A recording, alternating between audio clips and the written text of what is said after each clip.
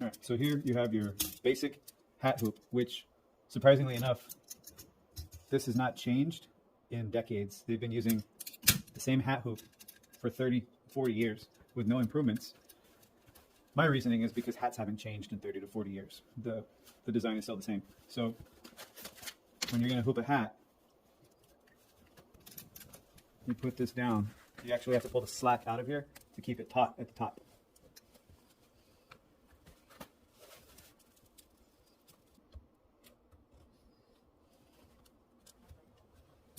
Okay.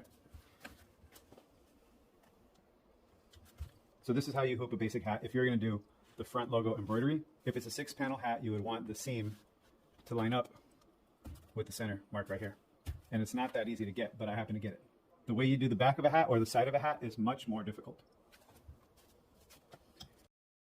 When you're trying to embroider the side of a hat, it's not structured, so this part is flimsy. And if you're going to hoop it, you have to find a way to keep the fabric taut, like that. But there's nothing behind it. Okay? There's nothing behind it to keep the fabric taut. So the only way you can do that is literally with clamps. So we use these bars right here.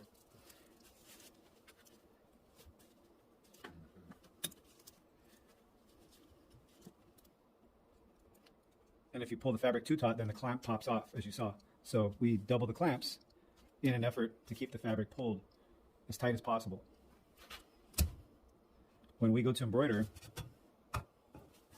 you still have this unstructured side, and you hope that when I put these clamps on it, that it's actually a straight line. Okay? You hope that this is a straight line. And this is done by hand, so there is going to be some variation from one hat to the next hat.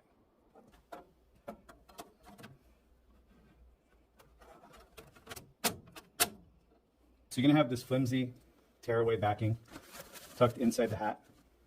This will hold the embroidery to the hat, but this does not provide structure on the side of the hat like there is on the front.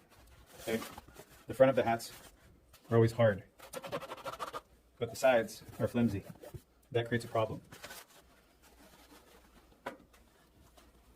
So when you go to embroider and the needle comes down, it's hitting the fabric, and the fabric is only straight as the person that clamped these down. So not to mention that these hats are actually made by hand. These hats come with their own variations from the factory where they were made, and I'm going to show that to you right now. So we've got a 12-head embroidery machine here. This whole machine is connected. All of the 12 individual heads are connected. So if one stops, they all stop.